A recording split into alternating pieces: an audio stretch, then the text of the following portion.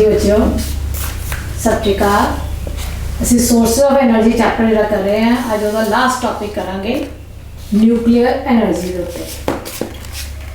Nuclear energy ਵੀ ਜਿਹੜਾ ਹੈ ਨॉन conventional ਤੇ ਆ ਜਾਂਦਾ ਹੈ, ਪਰ ਅੱਜ ਕੱਲ੍ਹ ਇਹਨੂੰ ਕਾਫੀ ਯੂਜ਼ ਕਰਨਾ ਸ਼ੁਰੂ ਕਰ ਦਿੱਤਾ ਹੋਇਆ। ਸਭ ਤੋਂ ਪਹਿਲਾਂ ਤਾਂ ਦੇਖੀਏ ਕਿ ਨਿਊਕਲੀਅਰ એનર્ਜੀ ਕੀ ਚੀਜ਼ ਹੈ। ਅਸੀਂ ਕੈਮੀਕਲ એનર્ਜੀ ਪੜ੍ਹੀ, ਨਿਊਕਲੀਅਰ એનર્ਜੀ ਪੜ੍ਹੀ, ਨਾਈਟਸ ਵਿੱਚ ਤੁਸੀਂ ਪੜ੍ਹਿਆ ਹੋਣਾ ਕਿ ਐਟਮ ਦਾ ਸਟਰਕਚਰ ਜਿਹੜਾ ਹੁੰਦਾ ਹੈ ਉਹਦੇ ਅੰਦਰ ਇੱਕ ਨਿਊਕਲੀਅਸ ਹੁੰਦਾ ਹੈ ਔਰ ਉਹਦੇ ਬਾਹਰ ਇਲੈਕਟ੍ਰॉन्स ਪ੍ਰੈਜ਼ੈਂਟ ਹੈ। ਹੁਣ ਉਹ ਰਿਐਕਸ਼ਨ ਜਿਹਦੇ 'ਚ ਇਲੈਕਟ੍ਰॉन ਸਿਰਫ ਪਾਰਟਿਸਿਪੇਟ ਕਰਦੇ ਆ, ट्रांसफर होंगे या शेयर होंगे, उन्होंने ਅਸੀਂ बोलते केमिकल रिएक्शन। लेकिन ਜਿਹਦੇ ਚ ਨਿਊਕਲੀਅਸ ਪ੍ਰੈਜ਼ੈਂਟ ਹੈ ਨਿਊਕਲੀਅਸ ਦੇ ਅੰਦਰ, ਜਿਸ ਨਿਊਟਰॉन्स ਆ ਪ੍ਰੋਟੋਨਸ, ਜਦੋਂ ਉਹ ਪਾਰਟਿਸਿਪੇਟ ਕਰਦੇ ਨਾ ਰਿਐਕਸ਼ਨ ਦੇ ਵਿੱਚ, ਉਹ ਨਿਊਕਲੀਅਰ ਰਿਐਕਸ਼ਨ ਹੋ ਜਾਂਦੀ ਹੈ। ਤੁਹਾਨੂੰ ਪਤਾ ਕਿ ਨਿਊਕਲੀਅਸ ਦਾ ਸਾਈਜ਼ ਤਾਂ ਬਹੁਤ ਛੋਟਾ ਹੈ as compared to the whole atom. Atom ਦੇਖਿਆ ਜਾਏ ਤਾਂ ਬਿਲਕੁਲ ਐਮਟੀ ਹੀ ਹੁੰਦਾ, ਸਿਰਫ ਨਿਊਕਲੀਅਸ ਕਰਕੇ ਉਹਦਾ ਮਾਸ ਹੈ ਜਾਂ ਥੋੜਾ ਡੈਂਸ ਗਿਣਿਆ ਜਾਂਦਾ ਹੈ। ਹੁਣ ਇੱਕ ਛੋਟੀ ਜਿਹੀ ਜਗ੍ਹਾ ਦੇ ਵਿੱਚ न्यूट्रॉन और प्रोटोन, न्यूट्रॉन ਤੁਹਾਨੂੰ ਪਤਾ ਕਿ ਕੀ ਹੈ, ਕੋਈ ਚਾਰਜ ਨਹੀਂ ਹੁੰਦਾ। ਪ੍ਰੋਟੋਨ ਦੇ ਉੱਤੇ ਪੋਜ਼ਿਟਿਵ ਚਾਰਜ ਆਉਂਦਾ ਹੈ। ਹੁਣ ਇੱਕ ਛੋਟੀ ਜਿਹੀ ਜਗ੍ਹਾ ਜਿੰਨੇ ਲੋਕ ਜਦੋਂ ਫਸਾ ਦਿੱਤੇ ਜਾਣ ਜਾਂ ਕੁਛ ਹੈ ਤਾਂ ਕੀ ਹੁੰਦਾ, ਉਹਨਾਂ 'ਚ ਕੁਲਬੁਲਾਹਟ ਮਚੀ ਹੁੰਦੀ ਹੈ, ਉਹਨਾਂ ਦਾ એનર્ਜੀ ਲੈਵਲ ਮਤਲਬ ਉਹਨਾਂ ਦਾ ਟ੍ਰਾਂਸਫਰ ਹੁੰਦਾ ਰਹਿੰਦਾ। ਲੇਕਿਨ ਉਹ ਜਿਸ ਤਰ੍ਹਾਂ ਉਹਨਾਂ ਨੂੰ ਖੋਲ ਦਿੱਤਾ ਜਾਏ ਤਾਂ ਕੀ ਹੁੰਦਾ, ਸਭ ਦੌੜ ਕਰਦੇ ਬਾਹਰ ਜਾ ਸਕਦੇ ਆ। ਇਹੀ ਹਾਲ ਨਿਊਕਲੀਅਸ ਦੇ ਅੰਦਰ ਹੁੰਦਾ ਹੈ ਕਿ ਜੇ ਨਿਊਕਲੀਅਸ ਨੂੰ ਕਿਸੇ ਤਰੀਕੇ ਨਾਲ ਤੋੜ ਦਿੱਤਾ ਜਾਏ ਔਰ ਇੰਨੀ ਕੁ એનર્ਜੀ ਰਿਲੀਜ਼ ਕਰਨਗੇ ਕਿ ਉਹ ਟ੍ਰਿਮੈਂਡਸ ਅਮਾਉਂਟ ਆਫ એનર્ਜੀ ਨੂੰ ਰਿਲੀਜ਼ ਕਰ ਸਕਦੇ ਆ, ਤੇ ਉਸ એનર્ਜੀ ਨੂੰ ਅਸੀਂ ਬੋਲਦੇ ਹਾਂ ਨਿਊਕਲੀਅਰ એનર્ਜੀ। ਲੇਕਿਨ ਦੋ ਤਰੀਕੇ ਨਾਲ ਇਹਦੀ એનર્ਜੀ ਅਸੀਂ ਨਿਊਕਲੀਅਰ એનર્ਜੀ ਜਿਹੜੀ ਦੋ ਤਰੀਕੇ ਨਾਲ ਅਸੀਂ ਆਬਟੇਨ ਕਰ ਸਕਦੇ ਹਾਂ। ਇੱਕ ਤਾਂ ਮੈਂ ਪਹਿਲੇ ਤੁਹਾਨੂੰ ਕਰਾਇਆ ਸੀ, ਦੈਟ ਇਜ਼ ਨਿਊਕਲੀਅਰ ਫਿਊਜ਼ਨ, ਜਿਹਦੇ 'ਚ ਕਿ ਸਨ ਵਗੈਰਾ 'ਚ ਜਿਹੜੀ ਹੁੰਦੀ ਹੈ ਕਿ ਦੋ ਹਾਈਡਰੋਜਨ ਆਪਸ 'ਚ ਕੰਬਾਈਨ ਕਰਕੇ और हीलियम बनाता, ऐसे हीलियम फर्दर कंबाइन होगा, जब एक टाइम आएगा जो तो सन के हीलियम रह जाएगा, हाइड्रोजन खत्म हो जाएगी और फिर फर्दर करके फिर कार्बन वगैरह बनाते रहेंगे या नाइट्रोजन बना देंगे। मतलब further light elements nuclei combine होकर हैवी एलिमेंट्स न्यूक्लियाई बनते रहेंगे। और ਉਹਦੇ ਚ न्यूक्लियर फ्यूजन ਦੇ ਵਿੱਚ ਵੀ એનર્ਜੀ ਰਿਲੀਜ਼ ਜ਼ਿਆਦਾ ਹੁੰਦੀ ਹੈ as compared to this fusion. और ਜਿਹੜਾ ਸੈਕੰਡ ਟਾਈਪ ਆ ਅਸੀਂ ਫਿਊਜ਼ਨ ਦਾ ਪੜ੍ਹਨਾ ਸੀ, ਨਿਊਕਲੀਅਰ ਫਿਊਜ਼ਨ। ਫਿਊਜ਼ਨ मतलब दो न्यूक्लियाई ਜਦੋਂ ਜੁੜਦੇ ਆ ਇੱਕ ਬਣਾਏਗਾ। ਫਿਊਜ਼ਨ मतलब ਇੱਕ ਜਦੋਂ ਟੁੱਟਿਆ ਤਾਂ ਦੋ ਜਾਂ ਦੋ ਤੋਂ ਜ਼ਿਆਦਾ ਸਿੰਪਲ ਫਾਰਮ 'ਚ ਬਣ ਜਾਂਦੇ ਆ ਔਰ ਉਹਦੇ 'ਚ ਵੀ એનર્ਜੀ ਦਾ ਰਿਲੀਜ਼ ਹੈ ਬੜਾ ਜ਼ਿਆਦਾ। ਸਿੱਧਾ ਤੁਸੀਂ ਇੱਕ ਦੇਖੋ, ਇੱਕ ਜਿਸ ਤਰ੍ਹਾਂ ਸਪੋਜ਼ ਕਰੋ ਇੱਕ ਪਟਾਕਿਆਂ ਦੀ ਲੜੀ ਲੈਂਦੇ ਤੁਸੀਂ ਦੀਵਾਲੀ 'ਤੇ ਚਲਾਉਂਦੇ ਆ ਕਿਸੇ ਵੀ, ਤੇ ਇੱਕ ਪਟਾਕੇ ਦੇ ਪਲੀਤੇ ਨੂੰ ਅੱਗ ਲਗਾਉਂਦੇ ਤੁਸੀਂ, ਸਿਰਫ ਤਿੱਲੀ ਲਗਾਈ, ਹੌਲੀ ਹੌਲੀ ਹੌਲੀ ਸਾਰੇ ਦੇ ਸਾਰੇ ਪਟਾਕੇ ਚੱਲ ਜਾਂਦੇ ਆ। ਇਹਦਾ ਮਤਲਬ ਉਹ એનર્ਜੀ ਅੱਗੇ ਅੱਗੇ ਅੱਗੇ ਅੱਗੇ ਟ੍ਰਾਂਸਫਰ ਹੋ ਰਹੀ ਹੈ ਔਰ ਮਟੀਰੀਅਲ ਸਾਰਾ ਬਰਨ ਕਰ ਰਿਹਾ, ਪੂਰੀ ਲੜੀ ਚੱਲ ਜਾਂਦੀ ਹੈ। ਕਿੰਨੇ ਜ਼ਿਆਦਾ ਇੱਕ ਪਟਾਕੇ ਨੇ ਜਿੰਨੀ એનર્ਜੀ, ਤੇ ਕਿੰਨੇ ਟਾਈਮ ਜ਼ਿਆਦਾ એનર્ਜੀ ਰਿਲੀਜ਼ ਹੋਈ ਉਸ ਟਾਈਮ 'ਤੇ ਜਦੋਂ ਸਾਰੀ ਲੜੀ ਚੱਲ ਗਈ। ਇਹਦੇ 'ਚ ਵੀ ਕੀ ਹੈ ਕਿ ਅਸੀਂ ਜਿਹੜਾ ਐਟਮ ਮਤਲਬ ਯੂਜ਼ ਕਰਨਾ ਨਾ ਜਿਹੜਾ ਐਲੀਮੈਂਟ, ਉਹ ਹੋਣਾ ਚਾਹੀਦਾ ਰੇਡੀਓ ਐਕਟਿਵ। ਰੇਡੀਓ ਐਕਟਿਵ ਮਤਲਬ ਕੀ ਹੋਇਆ, ਜਿਹਦੇ 'ਚ ਨਿਊਕਲੀਅਰ ਐਟਮ ਐਲੀਮੈਂਟ ਜਿਹੜਾ ਹੈਵੀ ਹੁੰਦਾ ਹੈ ਔਰ ਨਿਊਕਲੀਅਸ ਦੇ ਅੰਦਰ ਨਿਊਟਰॉन ਪ੍ਰੋਟੋਨ ਇਸ ਤਰ੍ਹਾਂ ਕਿ ਜ਼ਰਾ ਜਿਹਾ ਤੁਸੀਂ ਟੱਚ ਵੀ ਕਰੋਗੇ ਨਾ ਕਿਸੇ ਚੀਜ਼ ਨਾਲ, ਉਹ ਬਸਟ ਕਰਦਾ ਹੈ। ਤੇ ਇੰਨਾ ਡੈਲੀਕੇਟ ਉਹਦੇ ਅੰਦਰ ਬੈਲੈਂਸ ਹੋਣਾ ਚਾਹੀਦਾ ਨਿਊਕਲੀਓਨਸ ਦੇ ਅੰਦਰ। ਨਿਊਕਲੀਓਨਸ ਮੀਨਸ ਦ ਪਾਰਟੀਕਲਸ ਪ੍ਰੈਜ਼ੈਂਟ ਇਨਸਾਈਡ ਦ ਨਿਊਕਲੀਅਸ। ਉਹ ਕਿਹੜੇ ਹੁੰਦੇ, ਨਿਊਟਰॉन्स ਐਂਡ ਪ੍ਰੋਟੋਨਸ। और प्रोटोन्स भी बड़े हैवी हो गए, न्यूट्रॉन्स का मास ज़्यादा, तो इन्ना ज़्यादा अगर तुसी मतलब इस तरह का बैलेंस इम्बैलेंस हो जाए कि जरा जा टच करन दे नाल वो टुट जाए, स्प्लिट हो जाए। हुण इहदे च असीं एग्जाम्पल लैंदे मेनली जिहड़ा कि यूरेनियम 235 है, 235 मीनस उसदा मास नंबर है और 92 ਉਹਦਾ प्रोटोन का नंबर है, बाकी तो मतलब सारे न्यूट्रॉन्स है। और इन्ना डेलीकेट बैलेंस मतलब ਉਹਦਾ है कि जिससे हल्का जा चल रहा एक न्यूट्रॉन भी ਉਹਨੂੰ अट्रैक्ट करेगा, टच कर जाए, ਉਹ यूरेनियम 235 तो किधर कन्वर्ट हो गया 236, तो 236 वो बन गया। तो नंबर ऑफ प्रोटोन तो सेम रहेगा, इलेक्ट्रॉन सेम है, तो इसलिए एटॉमिक नंबर तो सेम रहेगा, लेकिन वो नाल ही स्प्लिट कर जाता है क्योंकि उन्हें बैलेंस खराब हो गया। बैलेंस खराब होंदे की होंदा कि वो जो टुट जाता है आपस में, हल्का करने लिए अपने आप को लाइटर फील करने लिए, अपने आप को की कह सकते हो स्टेबल करने लिए न्यूक्लियाई, स्टेबल न्यूक्लियाई कन्वर्ट करता है।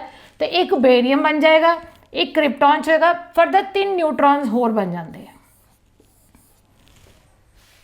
मतलब एक न्यूट्रॉन ने टच किया, स्लो मूविंग ने 3 न्यूट्रॉन प्रोड्यूस कर दिया, मतलब 3 न्यूट्रॉन फिर फर्दर 3 न्यूक्लियाई यूरेनियम के नाल अटैक करेगा। तो सोचो वो चेन रिएक्शन जी बनी, एक तो दो, दो तो 3, ऐसा करते करते जो चेन रिएक्शन पूरा होएगा तो हर टाइम तो 3 टाइम्स मोर एनर्जी रिलीज़ करेगी। और ये वाला जो अनकंट्रोल्ड रिएक्शन है ना, ये ਉਹਦੇ 'ਚ ਹੁੰਦਾ है एटम बॉम्ब जो किसी टाइम ते हिरोशिमा नागासाकी के उत्ते गिरिया सी जापान दे। तो एटम बॉम्ब दे विच यही रिएक्शन है कि जरा जा उन्होंने न्यूट्रॉन ऐड किया नहीं तो सारे सारा यूरेनियम जो है वो बर्स्ट कर गया और उन्हें tremendous amount of energy release की। हुण असी ही हैं जिहड़े असी एनर्जी नू हारनैस कर लीए, काबू कर लीए और एनर्जी नू अनहारनैस्ड फॉर्म च यूज़ कर लीए। तो एटम बॉम्ब जिहड़ा है वो अनहारनैस्ड है, अनसिविलाइज्ड वे सीगा एक तरह का एनर्जी, न्यूक्लीयर एनर्जी नू यूज़ करन दा, जिहदे नाल कि कितनी तबाही मची दुनिया दे विच। अगर फिर सोचा गया कि क्यों ना असी इस एनर्जी नू असी अच्छे तरीके नाल यूज़ करिए, तो फिर असी उन्होंने इलैक्ट्रिकल एनर्जी दे कन्वर्ट करने दे विच यूज़ किया गया in the nuclear power plant. Nuclear power तुसीं पहले ऑलरेडी पढ़ चुके लास्ट लैक्चर कि पावर प्लांट एक सीगा थर्मल पावर प्लांट, एक किता तुसीं hydro electric power plant. Thermal दे विच कोयला जलाया तुसीं और टरबाइन चलाया, मतलब चलाने सीगे जनरेटर दे, तो टरबाइन किहदे नाल चलाई सी, स्टीम प्रोड्यूस करके। स्टीम किहदे नाल प्रोड्यूस कीती सी, जदों कोयला जलिया सी और पानी नूं स्टीम च कन्वर्ट किया। हाइड्रो इलैक्ट्रिक पावर दे विच असीं कोई हीट वगैरह नहीं यूज़ की, just running water from the top गिरिया टरबाइनस के उत्ते और टरबाइन चले, ठीक है, वो कोई पोल्यूशन वाली गल नहीं। पर कोयला जो चलता सी फिर पोल्यूशन करता सी और कितना कोला चाहिए कि इन्नी इलैक्ट्रिसिटी प्रोड्यूस करनी। चलो पहले जमाने तो हो रहा, हुण day by day they use ज़्यादा हो रहा इलैक्ट्रिसिटी, तो कोयले की अमाउंट घट रही है, कंजम्पशन ज़्यादा है। तो फिर क्यों ना असी वो यूज़ करिए जिहड़ा कि मतलब इकनॉमिकल होए।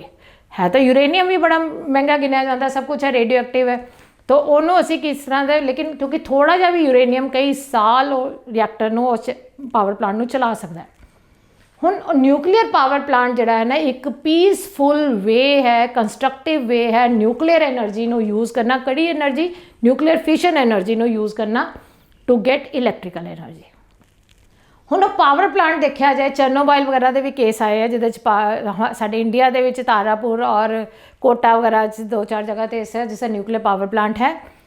तो वो की करते एक्चुअली कि वो पार्ट्स है, जैसे ए वाला पोर्शन है जिहड़ा जिसे कमरे की शेप होंदी है, कंक्रीट का बनया होया कमरा एक तरह का बड़ा थिक कंक्रीट, वो भी दसांगी क्यों थिक होना चाहिए, उन्होंने असीं कह देंगे हैं न्यूक्लीयर चैंबर।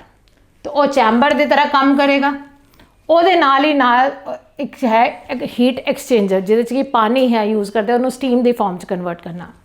फिर चलाने असी टरबाइनस ही है, टरबाइनस फिर जनरेटर ने अगे इलैक्ट्रिसिटी सप्लाई करनी है। पर प्रिंसीपल वही है साडा कि टरबाइनस चलाने हैं जनरेटर दे, और टरबाइनस असी इत्थे भी स्टीम दे नाल ही चलाने हैं, और लेकिन स्टीम प्रोड्यूस करने का तरीका अलग है, वो है by using nuclear fission energy. हुण अगर न्यूक्लीयर चैंबर दे विच देखते हैं, जिहड़ा न्यूक्लीयर रिएक्टर है, जिहड़ा मेन न्यूक्लीयर रिएक्टर दे विच असीं की यूज़ किया है, एक तो असीं ये वाला यूज़ किया पोर्शन जिहड़ा है फ्यूल रॉड्स जिहड़ियां है यूरेनियम दी फ्यूल रॉड दे विच ऑल्टरनेटिवली की प्रेजेंट है साडे कंट्रोलिंग रॉड जिहड़े कि बोरॉन दी है। क्योंकि असीं की करना कि जिहड़े 3 न्यूट्रॉन्स जा रहे हैं ना, असीं उन्हां चों सिर्फ एक न्यूट्रॉन नूं फर्दर भेजना, जिहड़े 3 प्रोड्यूस किए सी ना इत्थे, उन्होंने तीनों ने फर्दर यूरेनियम नहीं कंबाइन करना, असीं 2 नूं एब्जॉर्ब कर लेना, only 1 will be allowed to go further to create reaction, fission reaction करने लई। तो यदा मतलब सेम अमाउंट एनर्जी प्रोड्यूस करता रहेगा हमेशा। हुण ये सारा जिहड़ा चैंबर है, चैंबर के अंदर ये फ्यूल रॉड्स है, फ्यूल रॉड्स के अंदर जिहड़ा अल्टरनेटली की प्रेजेंट है बोरॉन कंट्रोलिंग रॉड जिन्हें कंट्रोल करना रिएक्शन, और एक किहदे च एम्बेडिड है, ये मतलब कमरा किसी चीज़ का भरिया, वो है या तो ग्रेफाइट जोड़ा कि डायमंड और ग्रेफाइट तुसीं पढ़िया हो ऑलरेडी, कार्बन की फॉर्म है एलोट्रॉप, या फिर हैवी वाटर की होंगे ड्यूटेरियम ऑक्साइड, क्योंकि तुहानूं ये भी बाद में कर दी दस दी हैवी वाटर, क्योंकि हाइड्रोजन के आइसोटोप्स है ये। तो D2O वैसे नॉर्मल H2 होंदा, असीं इत्थे की लेना D2O deuterium oxide heavy water. तो या ग्रेफाइट या हैवी वाटर यूज़ किया, और यदा कंस्ट्रक्शन के फ्यूल रॉड आ गए, कंट्रोलिंग रॉड आ गए और मॉडरेटर आ गया इस तरह।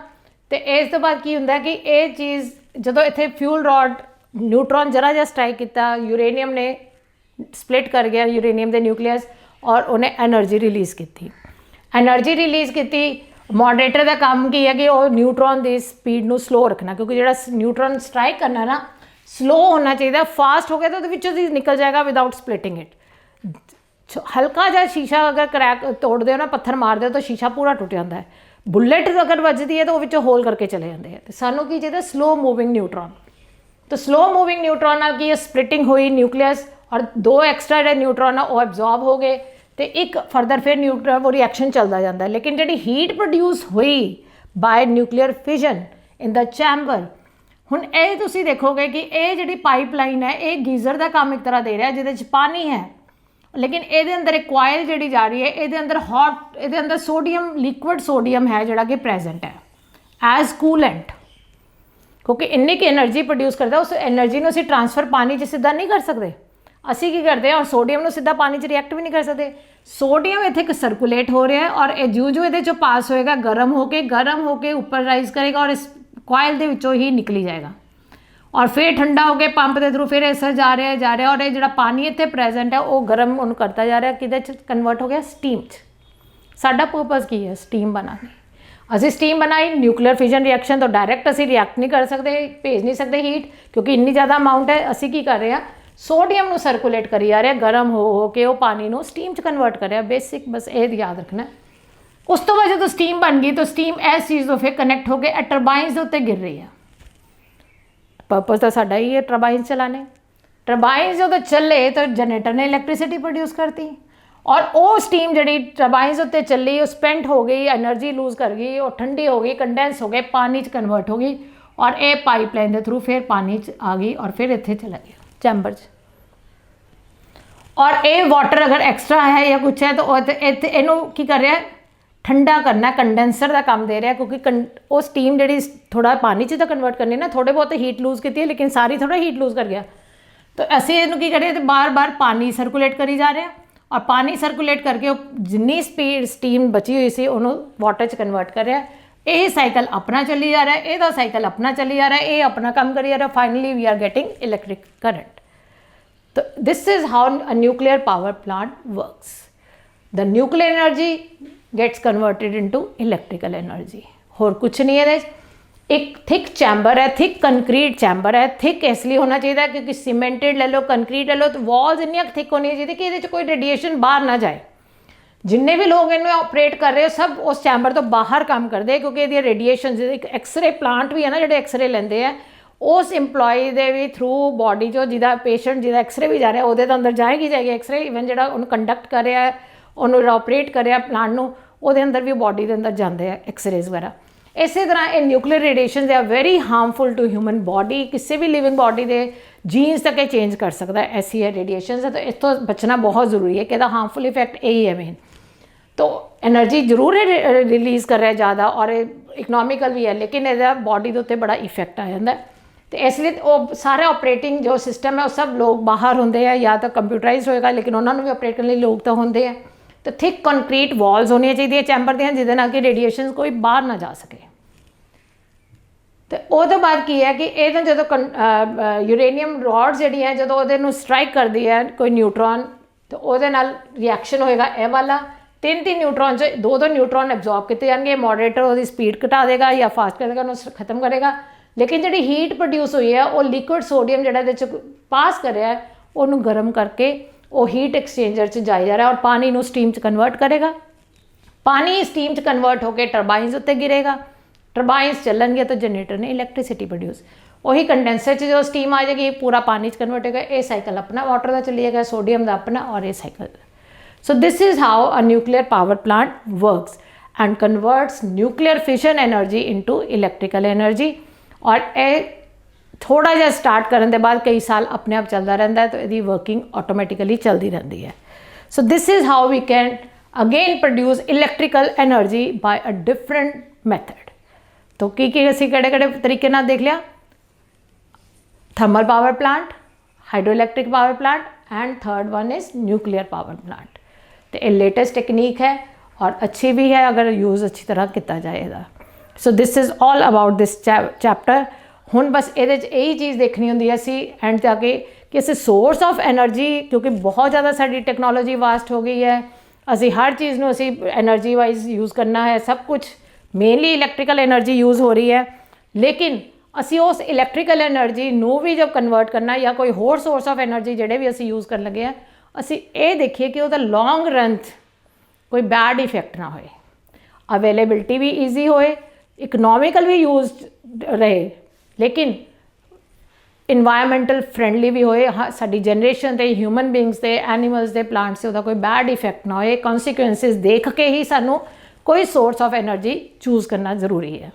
ਔਰ ਇਸ ਤੋਂ ਇਲਾਵਾ ਅਸੀਂ ਬਾਕੀ ਸਾਰੇ ਸਮਝਦਾਰ ਹੀ ਹੈ, ਤੁਸੀਂ ਜ਼ਿਆਦਾ ਸਮਝਦਾਰ ਹੋ ਸਾਡੇ ਲੋਕਾਂ ਤੋਂ ਵੀ, ਅਤੇ ਤੁਹਾਨੂੰ ਜ਼ਿਆਦਾ ਚੀਜ਼ ਦੇਖਣੀ ਚਾਹੀਦੀ ਹੈ ਕਿ ਕਿਹੜਾ ਸੋਰਸ ਆਫ એનર્ਜੀ, ਕਿਹੜੀ ਟੈਕਨੋਲੋਜੀ ਜਾਂ ਕਿਹੜੀ ਟੈਕਨੀਕ ਨਾਲ ਅਸੀਂ ਜ਼ਿਆਦਾ ਤੋਂ ਜ਼ਿਆਦਾ ਬੈਟਰ ਫਾਰਮ 'ਚ ਅਸੀਂ ਉਹਨੂੰ ਕਨਵਰਟ ਕਰ ਸਕਦੇ ਹਾਂ।